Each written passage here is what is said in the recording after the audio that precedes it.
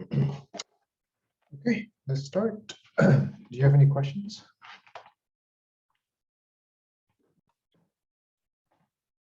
All right, so last week of class. So let's finish with the test of significance for the variances. So to continue from last time,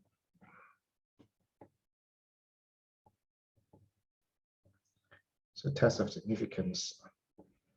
But here we have, right, two samples, x1 up to x, let's say n1, IID, normal mu1, let's say mu x, sigma square x, and then y1 up to yn2, IID, normal mu y, sigma square y. So these two samples are also independent of each other. And we assume all parameters are unknown. And the test is going to be on the variance. So the null is always that, kind of some kind of equality, right? It's the null is simple, and the alternative is going to be composite, and we get to choose, right, which kind of form it takes, what kind of direction. So I'll just write all three down, okay, because they're all kind of similar.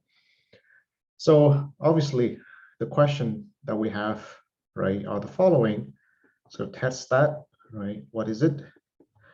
Rejection region corresponding to this test stat, and the p-value.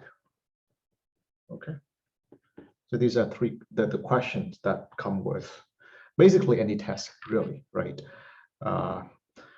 So in the test for the variance, what would the test stat be? What do you think for this particular one?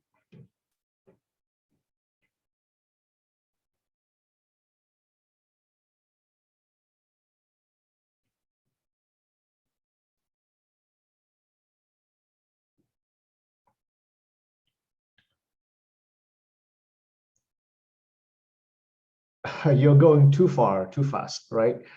Test stat is what sample statistics are we using, right, to decide to reject or accept.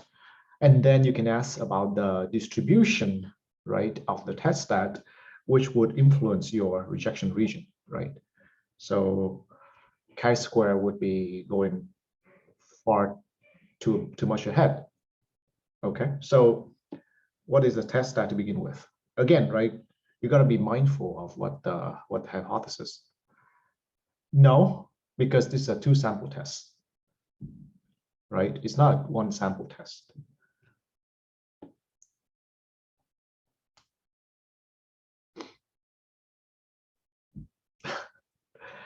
Also no, right? The SP would be the relevant one for the test of the means. Okay, again, that's fine. Many days like that. The point is, right, you got to pay attention to what the hypothesis is saying, okay, and see what would represent that hypothesis. Well, clearly you're talking about the comparison between the two sample variances. Two population variances, right? So what would be the obvious, estimators for them? Clearly these guys, right? So the test stat would be this over this. Okay. And so now for the rejection region is exactly where we need to know what the distribution of the test stat is under the null. So we know, right, what to reject, how to reject. So the distribution of, right, s square x over s square y under the null. What do we know? Well, so now we go back to the definition, right? We know that this, right, divided by, so actually, right, maybe here, this is a proposed one, but maybe it's not normalized properly because we should have, right? Well, actually it's fine. So, okay, maybe let me ask you, maybe let me not go too far. What kind of distribution would be relevant in this context? Chi-square, t, normal? What distribution would be relevant in this context? The f, right? Correct. So we suspect some kind of f distribution. So we would, again, right? I'm not memorizing much. I would start from the definition of the f distribution, which is, right, just trace it back and you'll know what to do. This is the definition of the f, right? This is the definition. Okay, so this is our test stat, or this is probably a proposed test stat, right? So we may, so, okay, so how do we connect, right, this with this? Well, we do know, right, that n1 minus 1, right, s squared, right, over sigma square, right, would have a chi-square distribution. Correct? So similarly for the y.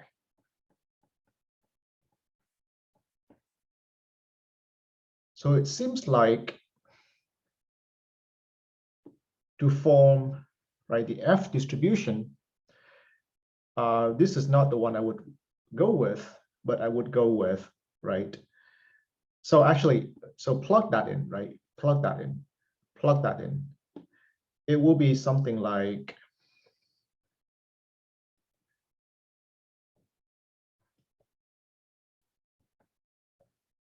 n1 minus 1 s squared x, right, divided by n1 over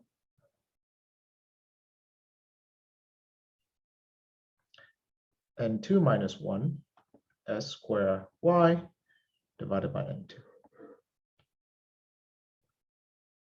Okay. Now again, right, please like kind of see why I do what I do. So, I mean, again, intuitively, you are comparing, right? You are comparing like, the sample variances to get an idea of how the population variants behave. But when you really track down, right, the definition of the F distribution, you see that, right, to match whatever you need to, then, this kind of annoying normalizing constant pops up. So, that's just the way it is. So several questions, right? The first one is, am I missing something? Where do these guys go, right? This whole package is for chi-square. Did I forget to plug those in? Where did this go?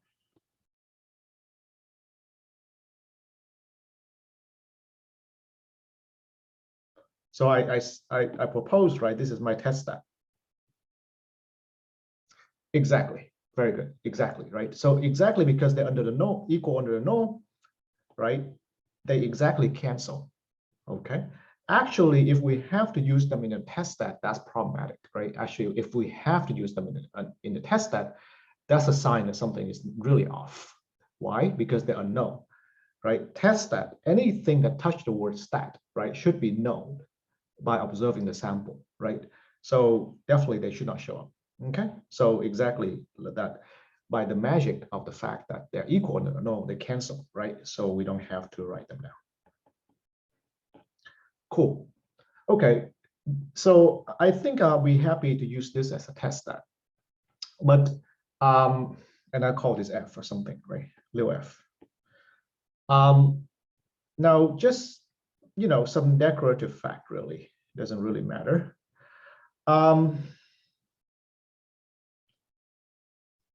do you recognize what this guy is? In another, just really a decoration, doesn't really matter, right? Because at the heart of it, this is what we're doing anyway. Is there a more compact way to write this guy?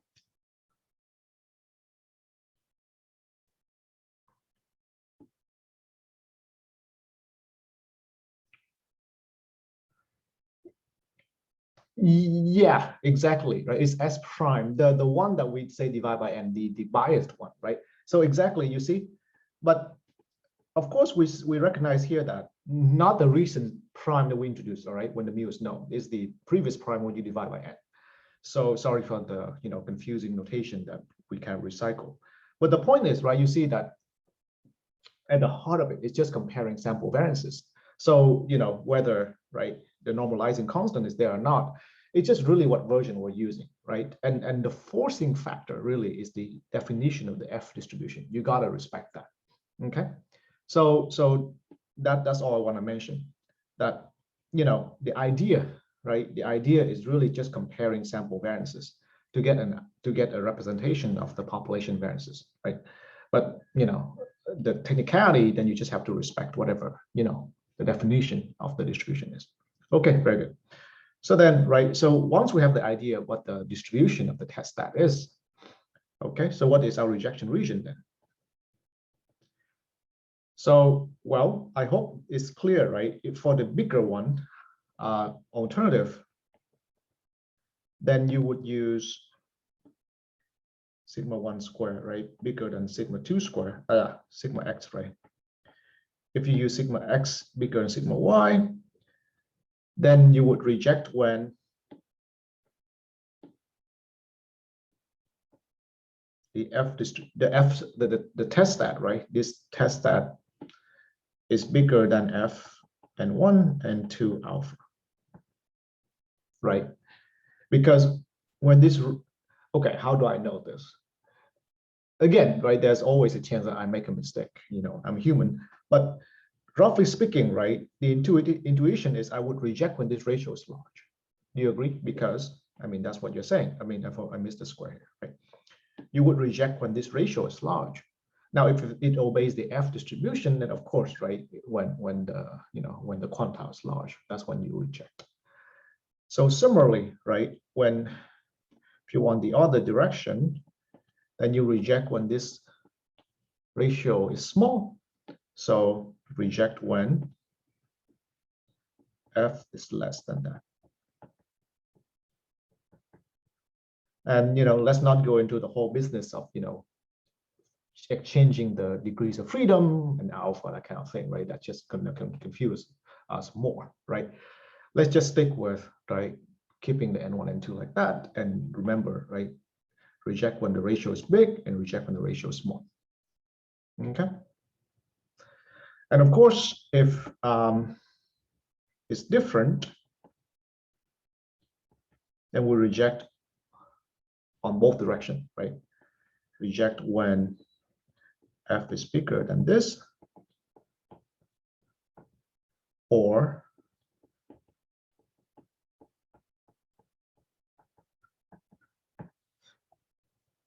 is this okay? Any question?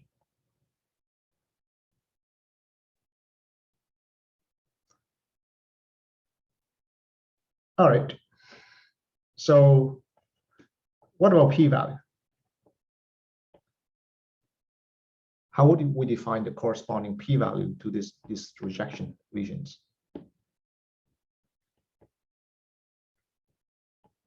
For example, right, here, for the bigger than, the p-value would be observing, right, a more extreme value than your test stat. What is more extreme in this direction? I would say, right, more extreme is the ratio is that the F is larger than this, right? Because this is pointing to the direction of this being large. Therefore, the p-value would be the probability that the F distribution N1 and 2 is bigger than F. If you have the other direction, that would be the F distribution is less than F. All right. And so again, right, please pay attention.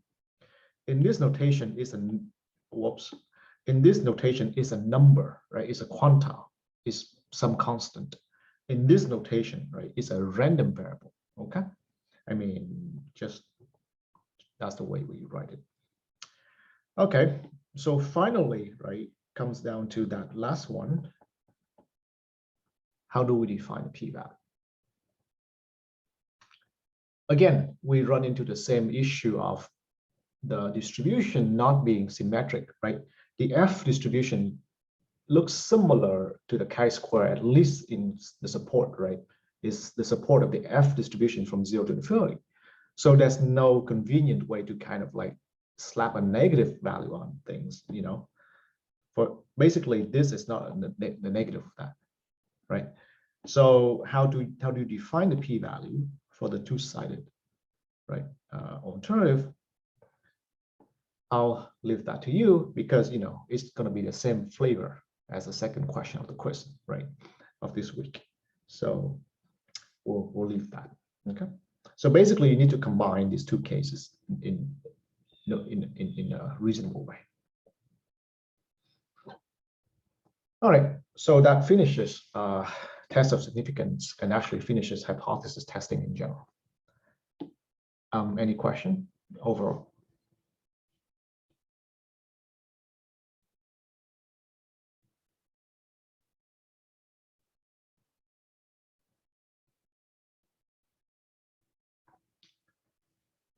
Okay, so let me do a recap, all right, on test of significance, points to know.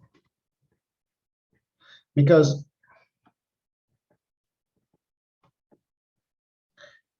you should look at it like this, all right? So we did chapter 12, which is hypothesis testing, and chapter 13, right, which is the test of significance. You can think of one as a theory, one is the kind of application. So chapter 12 walks you through how to think of hypothesis testing in general, right? Why we do the way we do, you know, what's alpha, what's beta, what's power, right? The idea of looking for rejection region, that kind of thing. A lot of times in practice, you will see tests constructed in the format of chapter 13, okay? And so there you want to build your intuition on, okay, you know, these three questions. What test stat do I use? What rejection do I use? If I want to do the p-value approach, what do I do? Okay. Because yeah, I mean that's what it is. So, but it's kind of easier said than done, because if you haven't done it so much, the intuition of what to use, what direction to go with will not be there with you, right? So I'll just put down like this, right? Know intuitively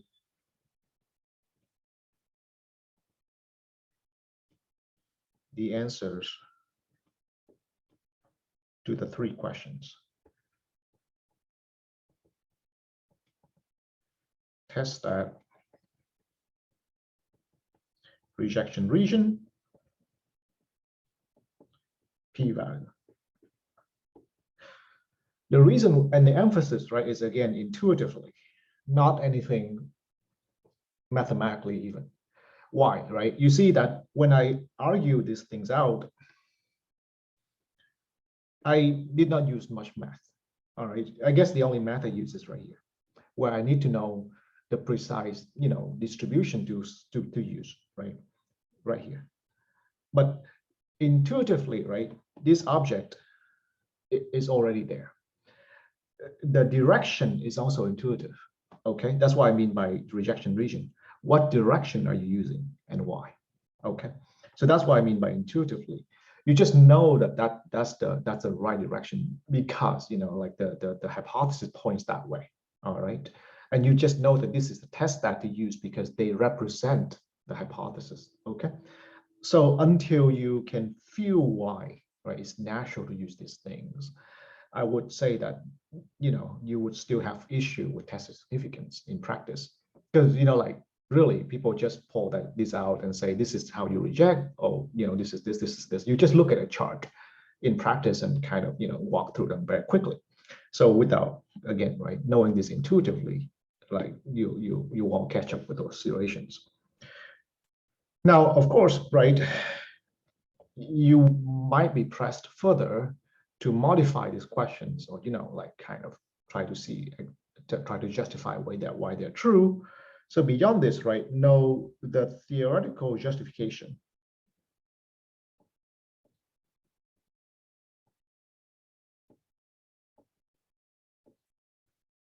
right, for item 1. What are they, right? So theoretical justification, first of all, includes, right, why the test stat has certain kind of distribution, right? So that goes back to the sampling distribution, right? Why the F distribution like this, right? Why we use this alpha and we use alpha over 2 here, for example, right? Is to make sure that the rejection is size alpha. But you see again, right? This is kind of routine to write down.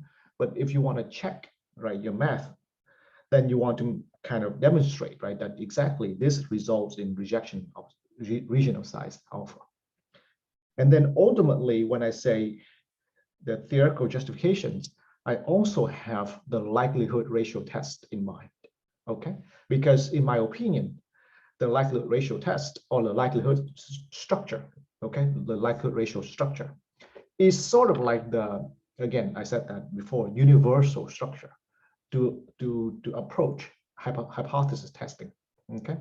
In easy examples, right, the intuitive example, you can just go straight to the intuitive test stat. But when you get to a more complicated situation, when you have to really do hypothesis testing on something that you have no intuition about, then I guess step 1 is always kind of go back to square 1, which is likelihood ratio, and reject when the likelihood ratio is small, right, and go from there.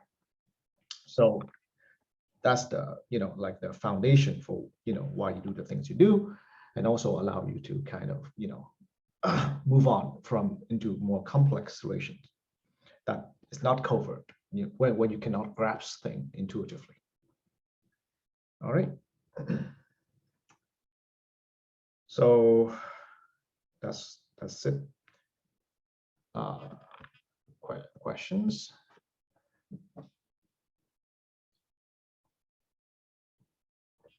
Okay. So let's move on to the last topic of the class. That would be chapter 14. We won't do the whole chapter 14. We'll do only, a few sections, and not even kind of strictly following their way of set up things.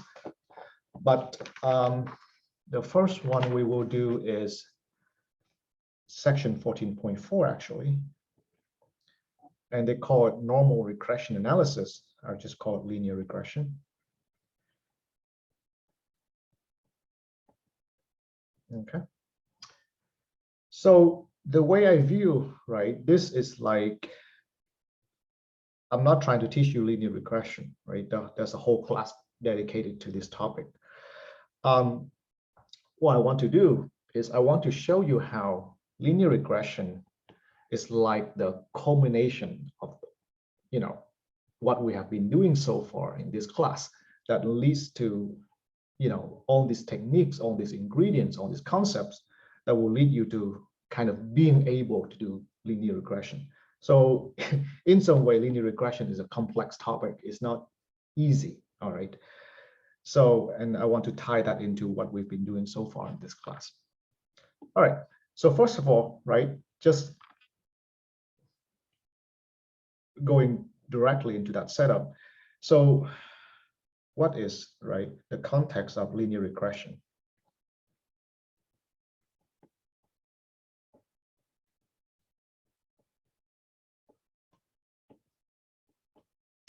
Okay, I mean, if you grab someone, in the math department, or, walking around Hill Center, back in the day when we still go to campus, and you ask them what's linear regression, right?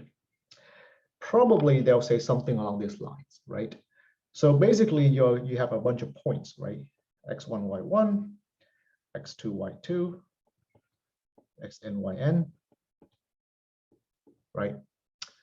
And your goal is to find, some line, right? A plus bx that minimize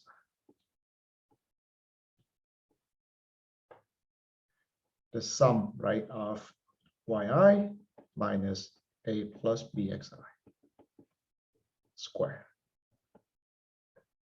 right? So in terms of picture,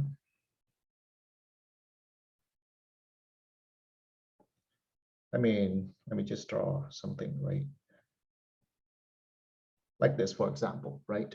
And then, roughly speaking, right, you try to find a line that minimize, right, all these errors, right? So this is x1, y1, right? x2, x3, x4, etc., right?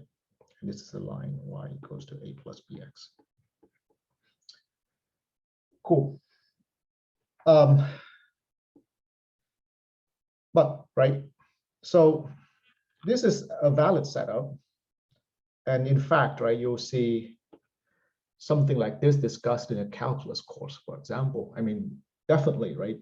This is a calculus question. Why?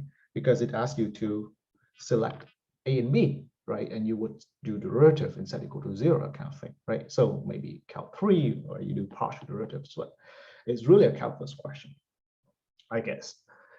So the question for us, right, or the question for you, who have done linear regression somewhere else is, well, so what's the connection with stat, right? Where is the statistic here? Why would this something like this sit in a statistic course, right? What's the setup? What's the context? So what is the statistical connection here?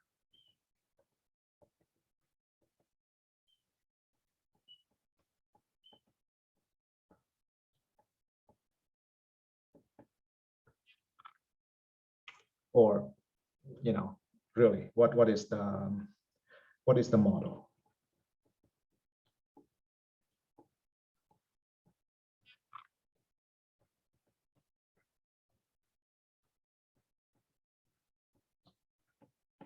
Right? Because, really, I think that these are really usually the question that students tend to neglect, because you see a problem, some way to solve it, and you kind of forget where it comes from, what the context is. So it becomes confusing when you really press further and ask what techniques to use and what the right question to ask is, right? So here, where is the statistics? Does anyone know?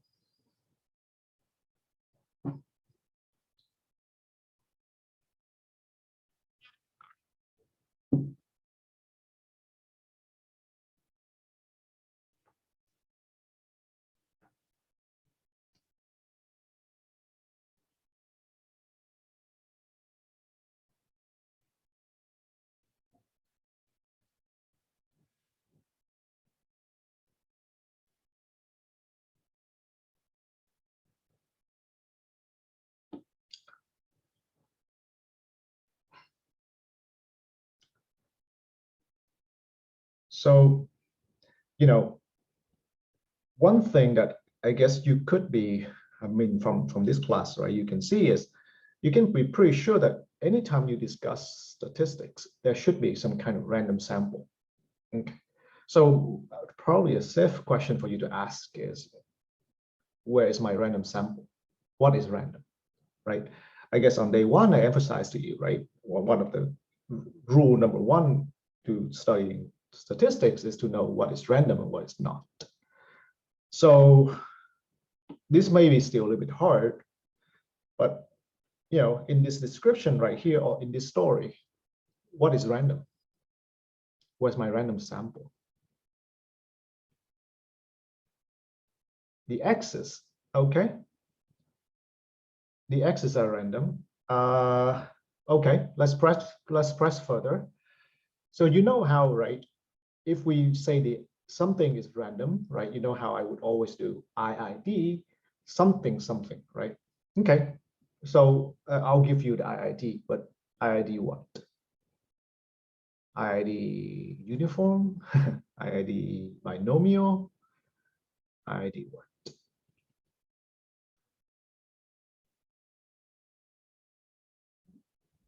Right? Is it even there in a context?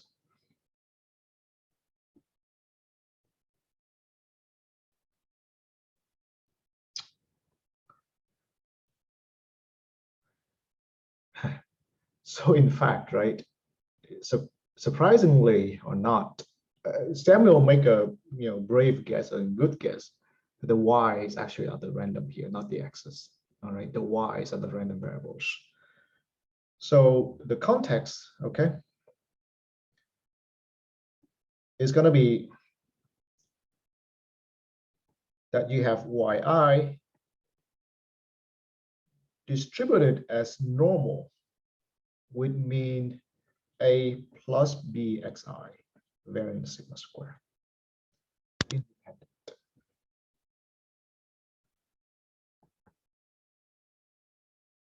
Okay. This is the closest way for us to relate it to what we've been doing in our class. So you see, so what is the sample? The random sample are the yi's actually. Okay. So you ask, right? Okay, what about the x's, right? Because you are so used to thinking that the x and the y's go together. The x is also given, but the xi are given. For now, let me say constants.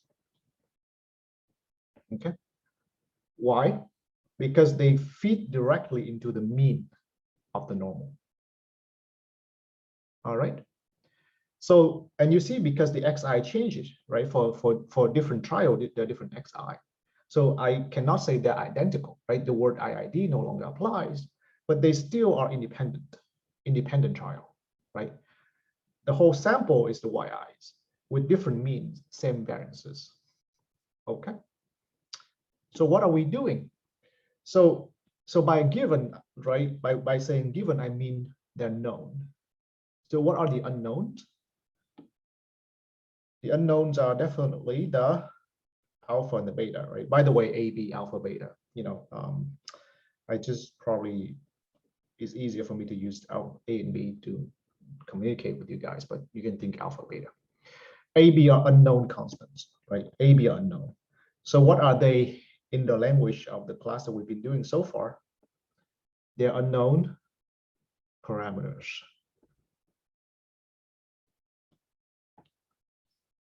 All right. So immediately, what's the number one question we have when we see a random sample with unknown parameters? Okay, I'll walk you back to the linear regression, right? Yeah, Christine, very good, right? Best estimator, or let's forget the best, right? Best is very good to keep in mind, but let's just wonder what's the estimators are, right? Let's just wonder, okay, how to find alpha hat and beta hat. You see? So how to find alpha hat, beta hat. And by the way, right, do you see that? Let's connect back to this. This A and B here really are the A hat and B hat, right? Among all the possible A and B that you don't know, you want to look for some A hat, B hat that does some job. So in this sense, right, even in the linear regression, class calculus setup, there's still, that kind of estimator, right? But they estimate it in a non-random way, if you will, right? So we want to do the estimator in the statistical way. Fine. Okay, how do we do this?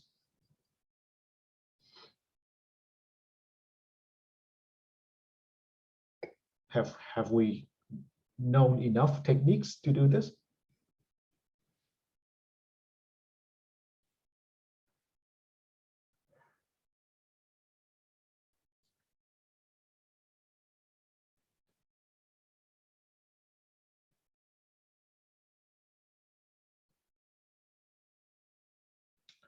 You see a sample, you have unknown parameters, you want to estimate them. How do you do?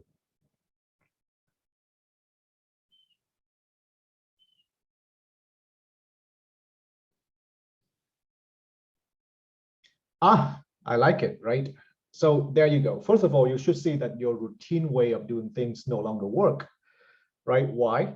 Because they are no longer IID sample, right? So X bar, S square like that we have to shelf them, right? They don't work. Method moments is nice, yes, right? So, but let's let's pause on that for now, right? That's viable. What's the other method?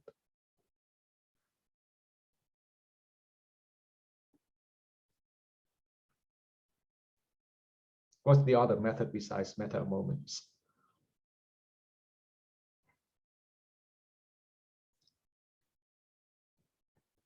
How about MLE, right?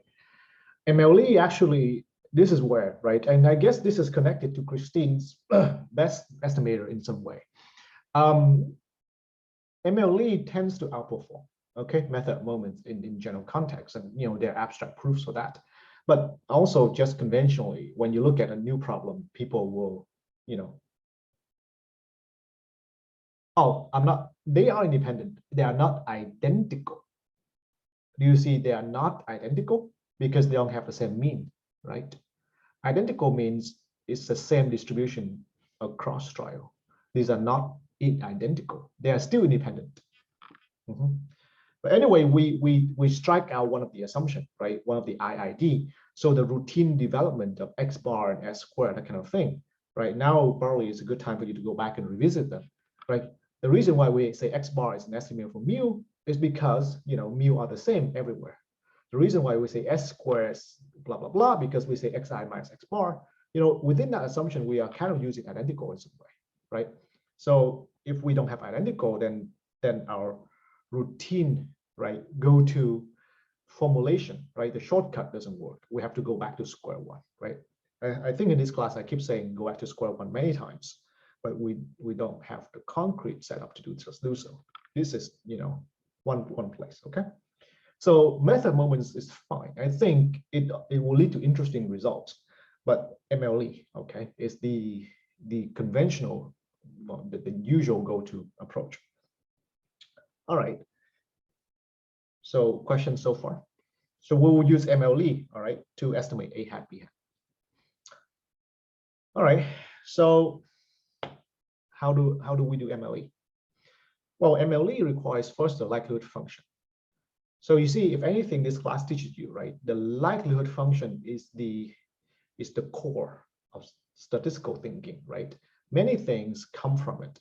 Estimators, I guess, confidence interval, right? Because confidence interval comes from estimators, and testing, right? They all come from likelihood functions.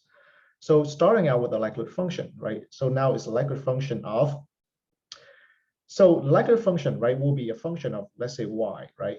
Y, x, a, b, and sigma, right?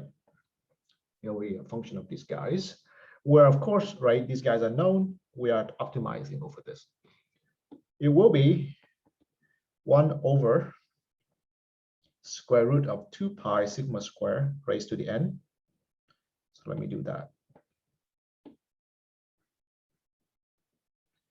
E to the minus 1/2 sum xi minus well, yi, right? Yi minus a plus bxi. Sorry, I'm running out of room. Divided by sigma square.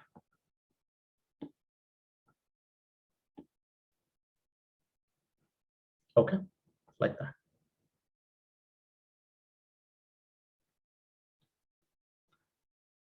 Okay, and so we want to max, right, over alpha, beta, and sigma. And when we solve for this, we will get our MLE estimate. So by the way, right, I guess alpha hat, I somehow, right, I guess I get pulled into the, linear regression context too. Sigma is also our unknown parameters, right? So sigma must be there. So we need to have sigma hat, right?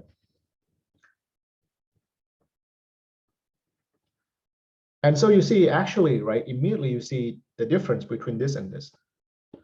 There's no mention of sigma anywhere here, right? But there is a sigma square naturally in the random sample setup because you have variance when you have random data. Okay, so that will show up. That will influence our calculus. That will play a role, right, in the linear regression study. But anyway, right, so we want to maximize this over alpha, beta, and sigma. All right, so you know the drill. You will take the log, right, and then you do something, right? You do this.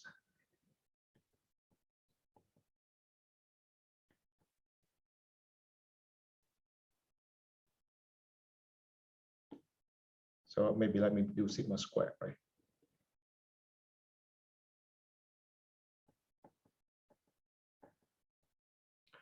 Okay. So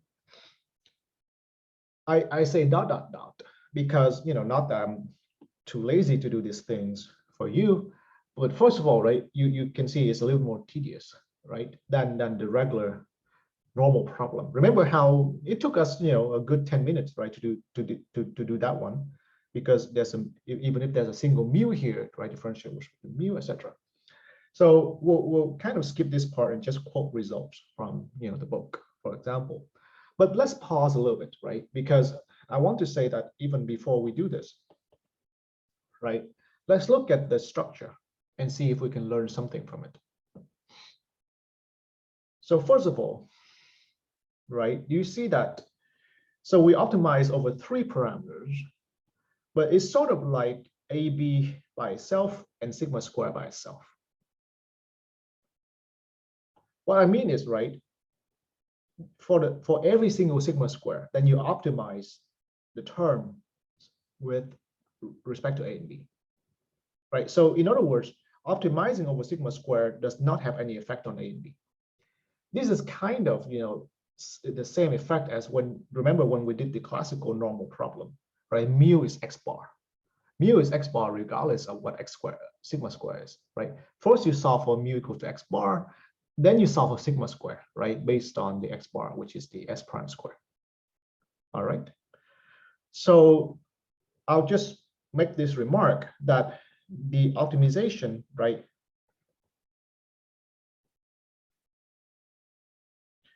over sigma square is independent of the optimization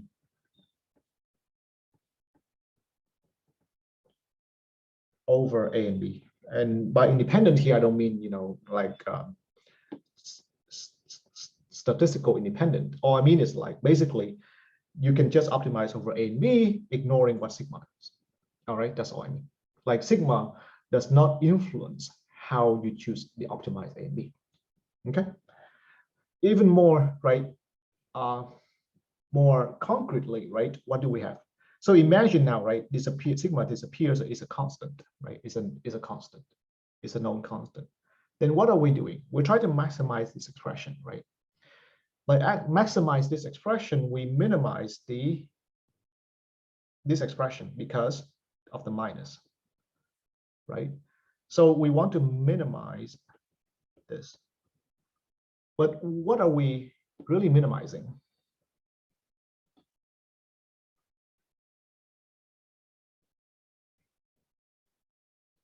So now, let's just focus on A and B.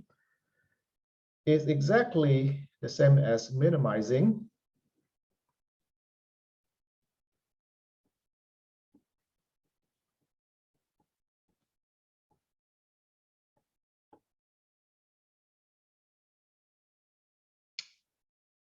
okay. So any question here? And do you see what we're getting at? Is there any message here?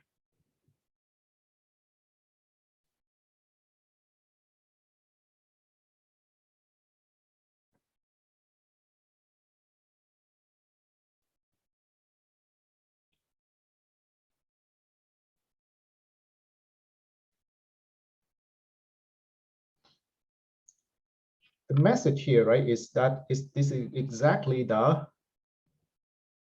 calculus least square problem. Okay, it's exactly the calculus least square problem.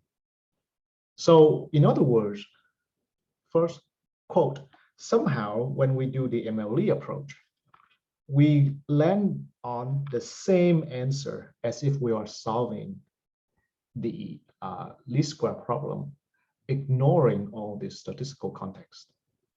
Okay, and this is why, I guess, right, a lot of times you can approach this problem if you only care for A and B like this, because the answers are the same. Given values of A, Y, and X, right, A hat and B hat are the same, whether you set it up as an MLE problem or, you know, as the calculus problem.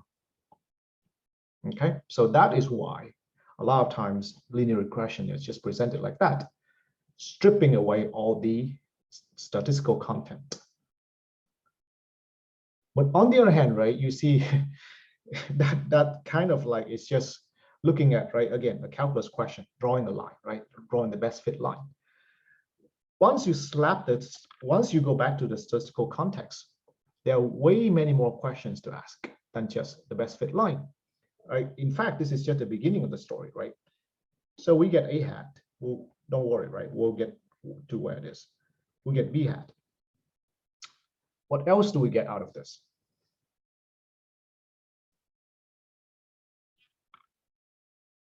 Right? So after we solve this, we get A hat, B hat, which is the same as solving the linear regression problem.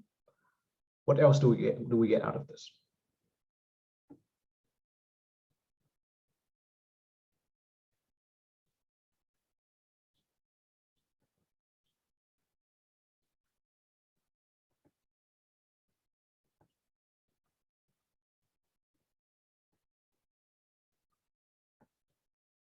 We also get sigma hat, which, by the way, right, is not part of the least square problem because it's not posed in the statistical context.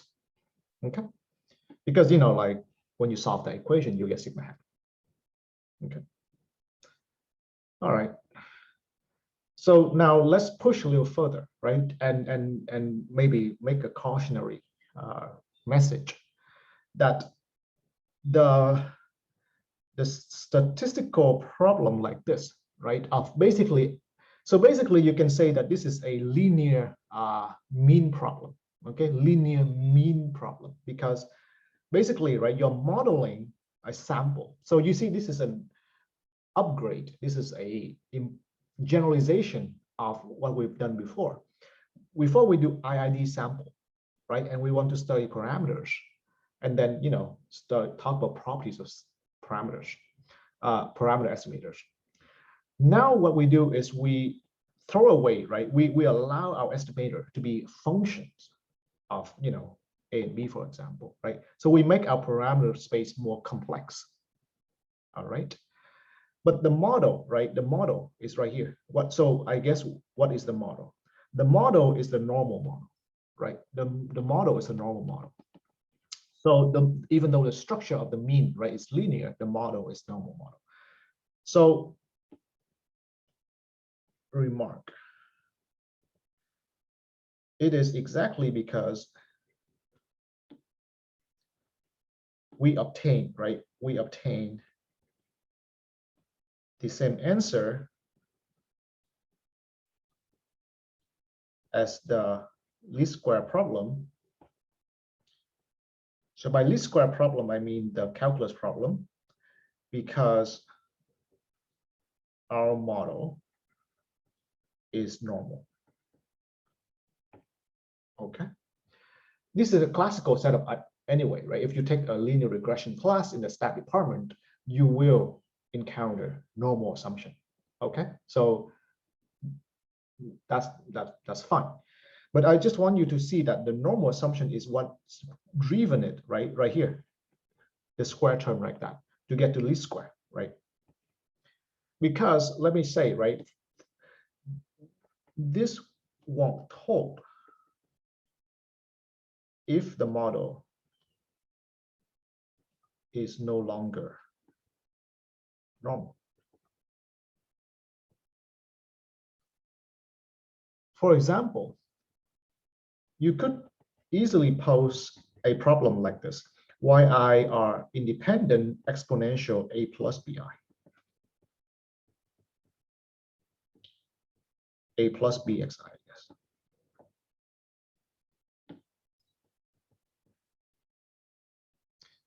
Where a, b are unknown parameters.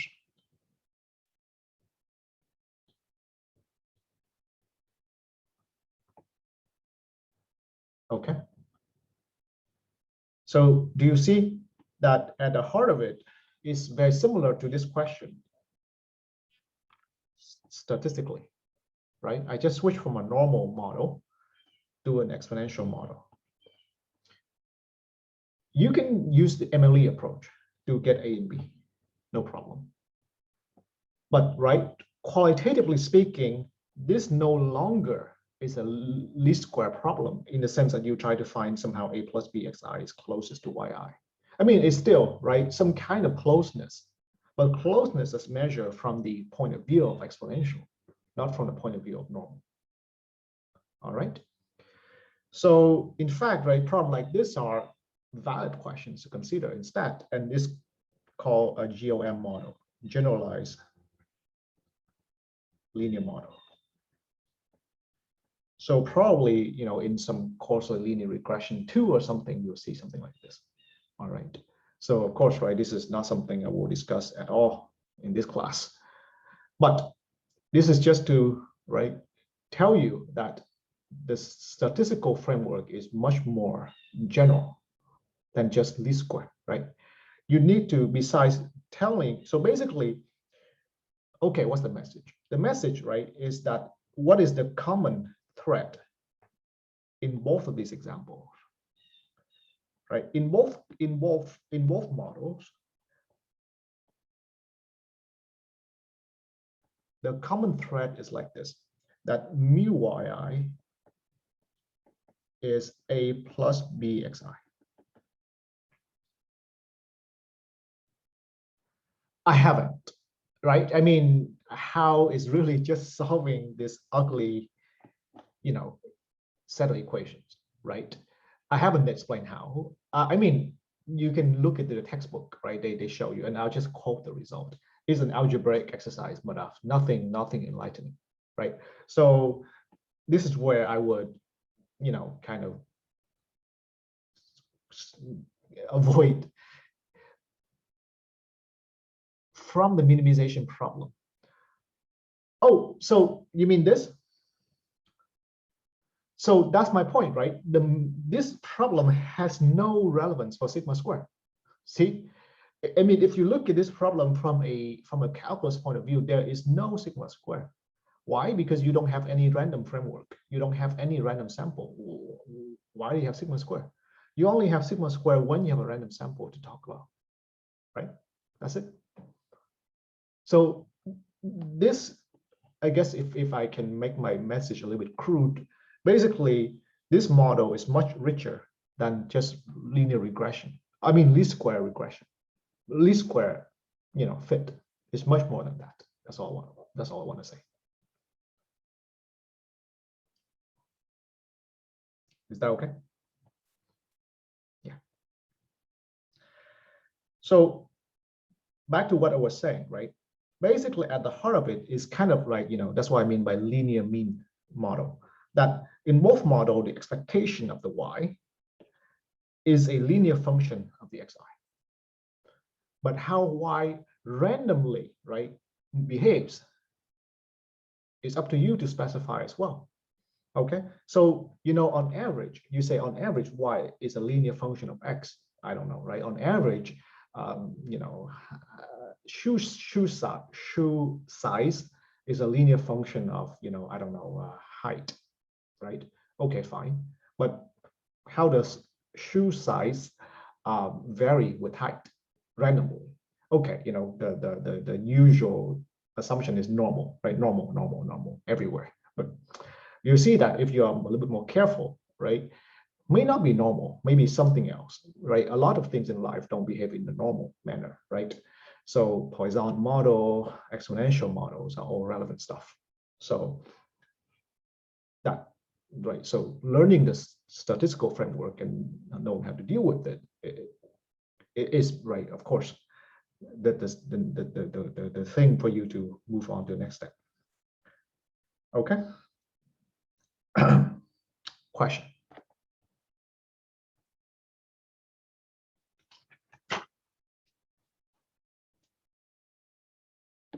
So without further ado, let me tell you what A hat B hat is.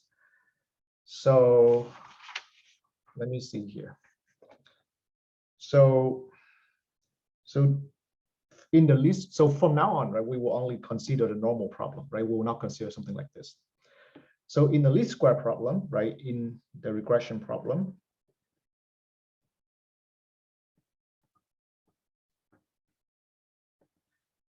B hat is SXY over SXX. I'll explain what that is. I think I switched notation on you, right? I called beta hat already. A hat is Y bar minus B hat X bar. Sigma hat square is, let me call it S square. What do I want to call it? Yeah, sigma hat square is RSS divided by N. Okay.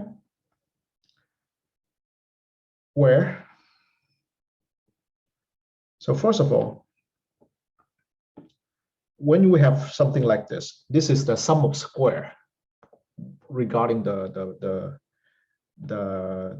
samples. For example, SXX is sum of XI minus X bar square without division by N. So it's almost like, you know, variance estimate, but without the division.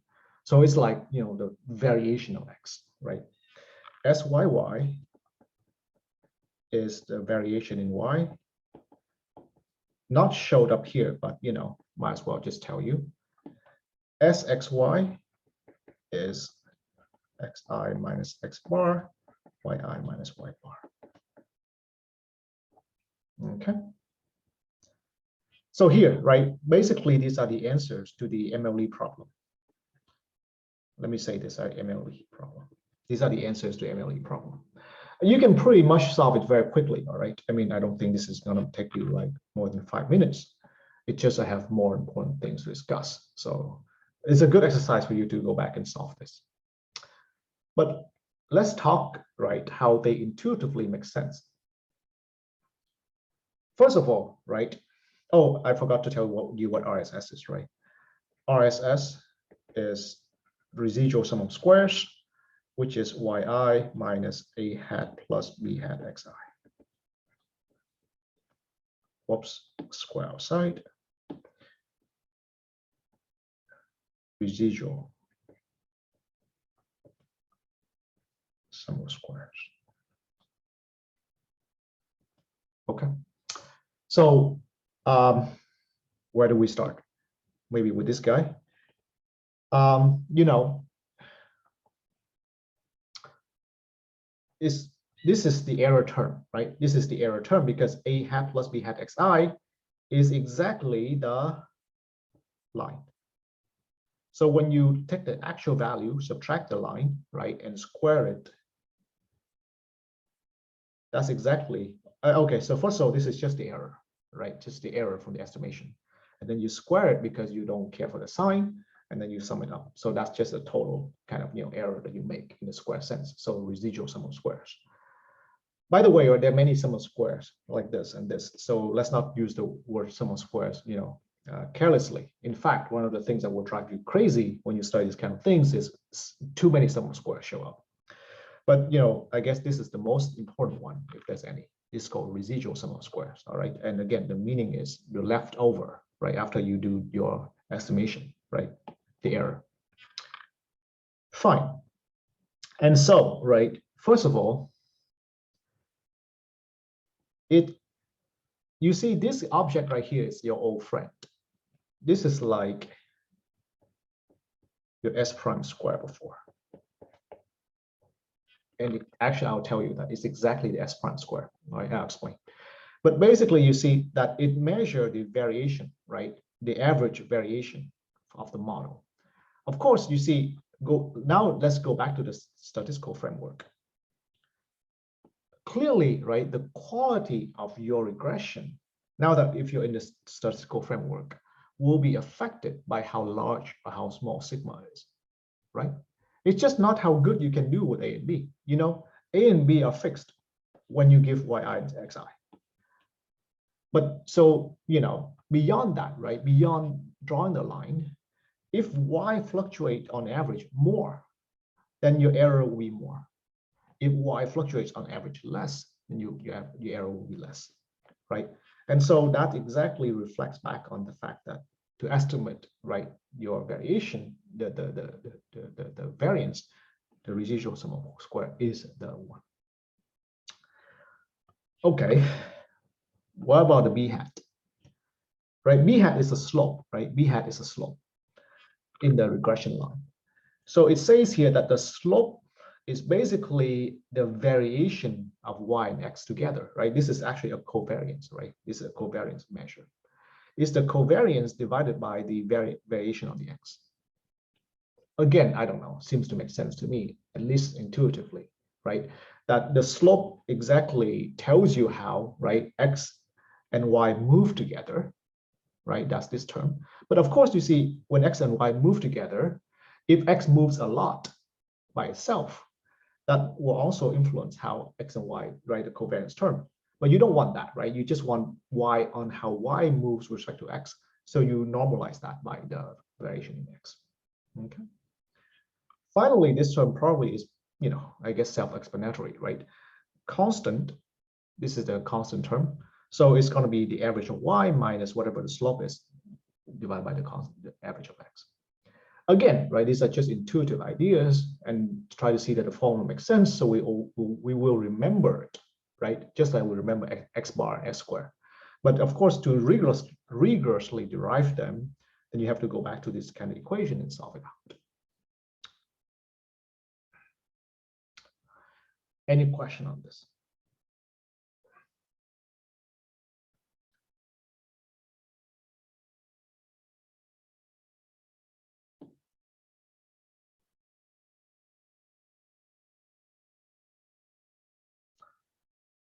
All right. So maybe a question for you, a very easy question. What if a plus bxi is equal to mu for all I? In other words, what if all the xi are constants?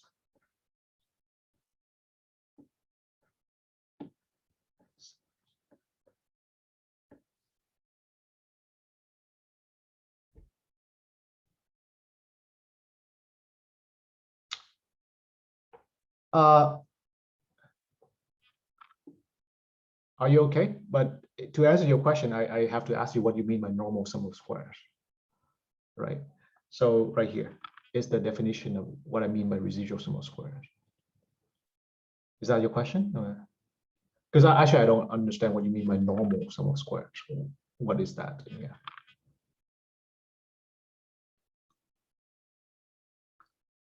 You okay? Understand everything, or still questions on some of these notations?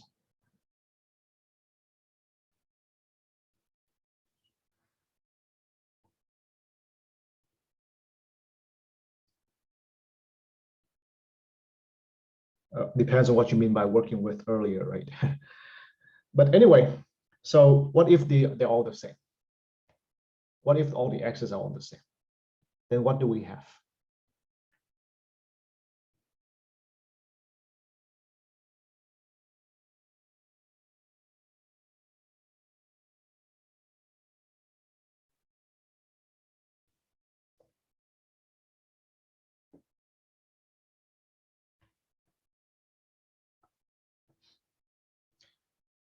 If they're all the same, right, then what's the model? The model will be yi is normal mu sigma square. There will be IID. Then of course, this goes back to our good old chapter 8, estimators.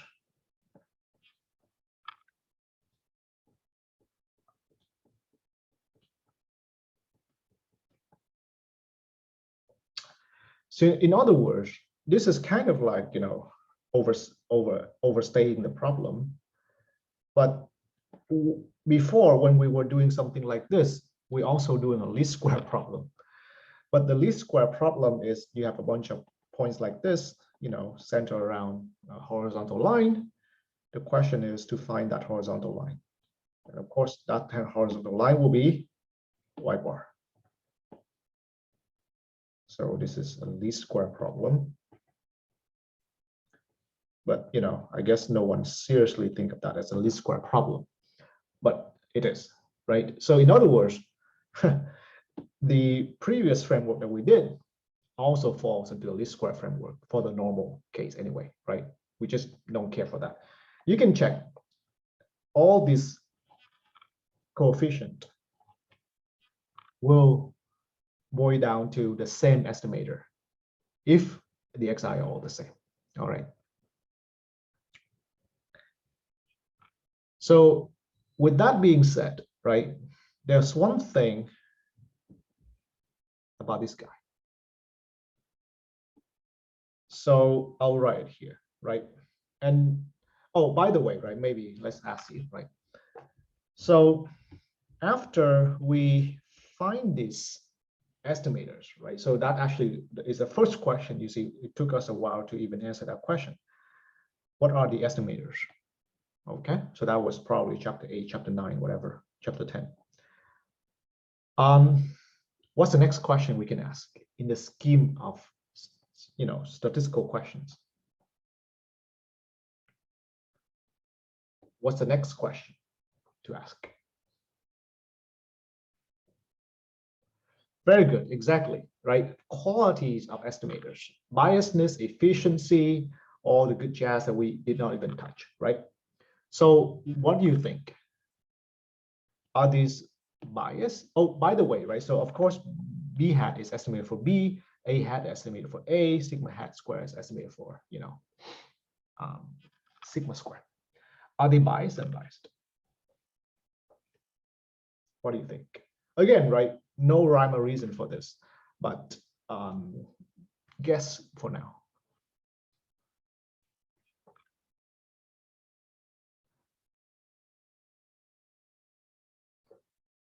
Any guess?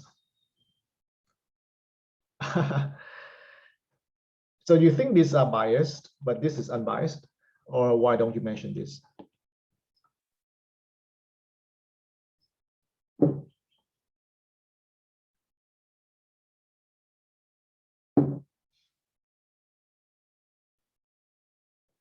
Okay, except that I think you're in bad luck.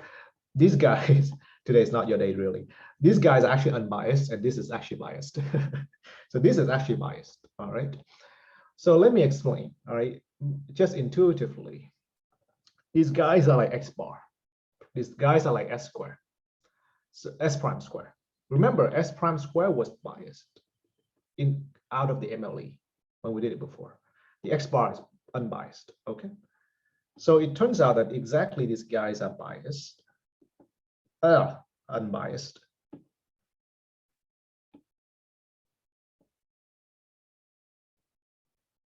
Unbiased. And this is biased.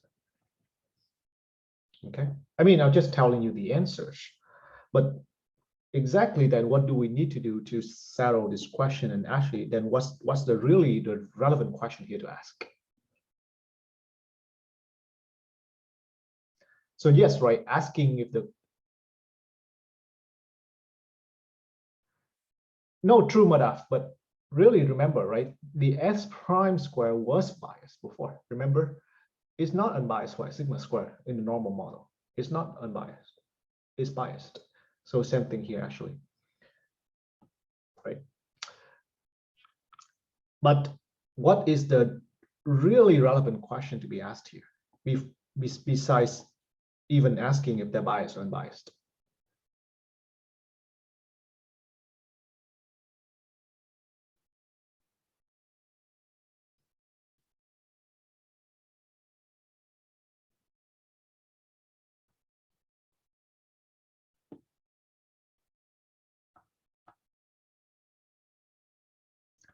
we should ask about the sampling distribution of these guys.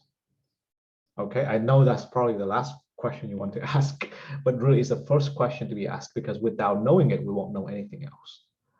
Meaning, how are these guys distributed?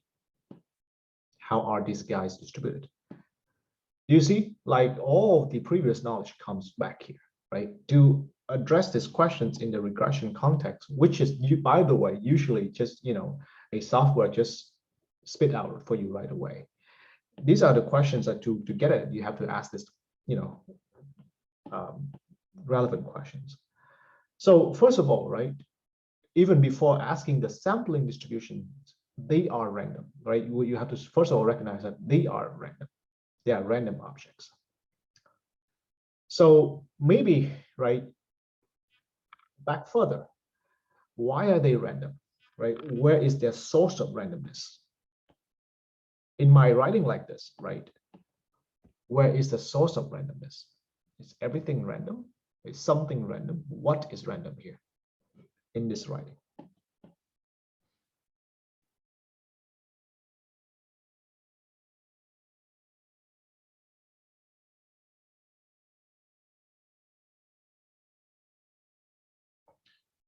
So, right, you want to know, before you want to settle the question of bias and bias, you want to ask for the sampling distribution.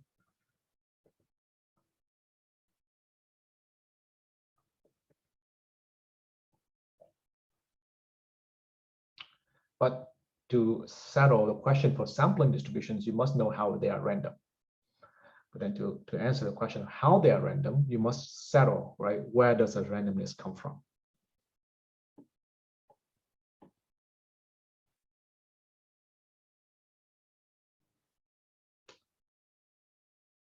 Well, so exactly, the randomness comes from the Y, right? So exactly, you've got to know how the sample are constructed.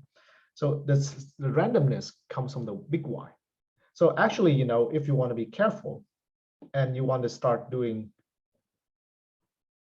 kind of sampling distribution, you probably want to highlight the Y and then make the X lowercase. Okay, like that. So remember, right, the Y's are normally distributed, independent. So what's your guess on the sampling distributions of these guys? How do you think A hat, B hat, and sigma prime, sigma square, sigma hat square distributed? How do you think they are distributed?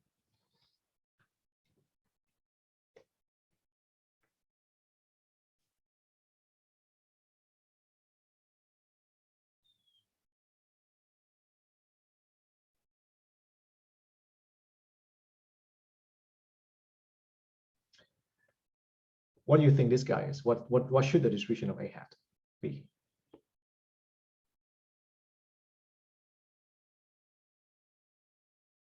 Well, what's the distribution of Y bar?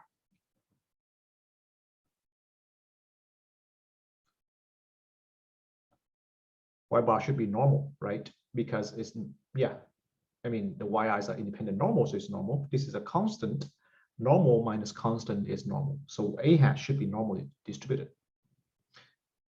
Well, B hat, well, this guy is a constant, doesn't matter. It's a scaling. What about this guy? Well, this guy you see right here, right? So if you want, you highlight the big Y. So this right here, right, is sum of normals, because Y bar is normal is a constant. So SXY like this is also a normal random variable. So B hat is also normal. Okay. Finally, this guy is residual sum of squares, which is this. Now it's a bit trickier, but this is normal, constant, so normal minus normal square. So what's your bet? This guy should be related to a chi-square. Okay. So again, right, I hope that this is why you see some kind of t-test, that kind of thing in regression. And you see a chi-square test or f test, whatever, for this guy. All right. So when you want to study the sampling distribution,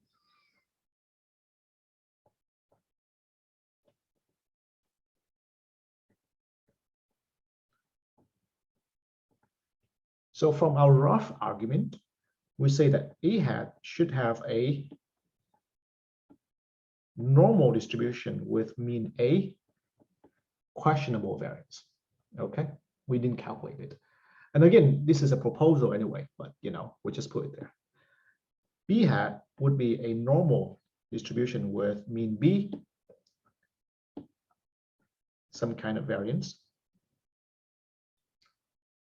Sigma hat square, right, with some normalizing constant would be some chi-square distribution with questionable is too much, with some kind of degrees of freedom. So you see, right, these things, these question marks, these little things like this will need some work, right, to decide, right? What's the degree of freedom of this guy, for example, right? Stuff like that. Questions so far. So we will settle these questions, right? Probably in the next lecture or so. But any questions on this? At least, right, you should know the blueprint of these guys, right? Why? Because it comes from the model. All right. So how hard is to prove, right, they're unbiased? So let's take the B hat, right, which is sum of SXY. Right now I highlight the Y over SXX. Oh, sorry, no sum, right? Just this, where SXY, right, is sum of XI minus X bar, YI minus Y bar, right? So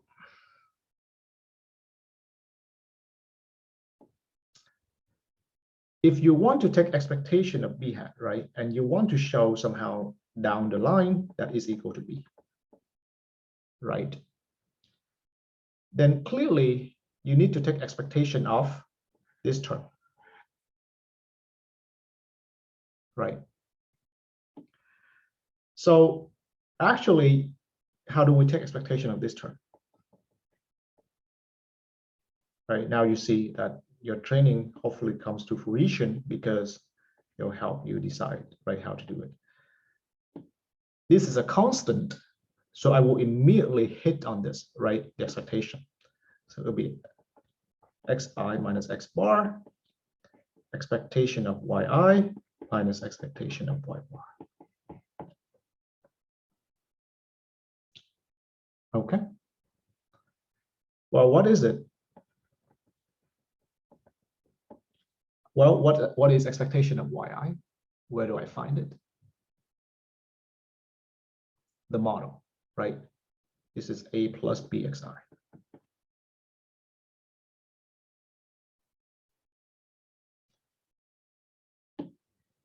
What about Y bar? What expectation does it have?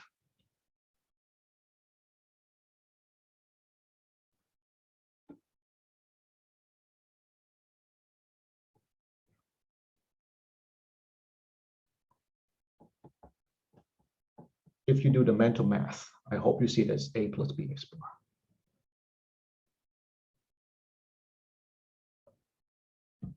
So you see that the A cancel out, the B factors out, and that gives you with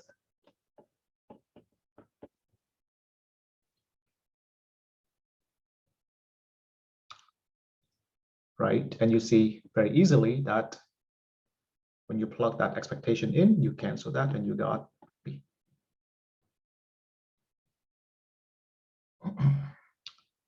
Any question?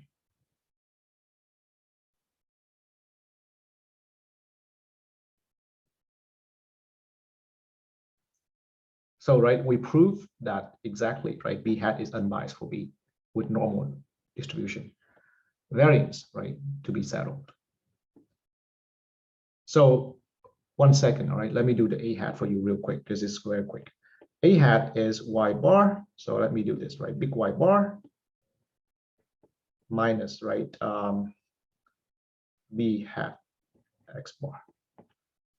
Okay, A hat is unbiased. How do we know? Well, take expectation. So here, right, Y bar is a random object, B hat is a random object, X bar is a constant. Deterministic. We just show the expectation of B hat is B. And of course, by the same calculation, this is A plus B X bar. So there you go, that's A. Okay. All right, so sorry for keeping you over time. We'll continue, all right, in the next lecture, playing around with this kind of questions. All right, if you have any questions, I'll answer. If not, see you on the last lecture of this class on Friday. You too. Thank you. You too.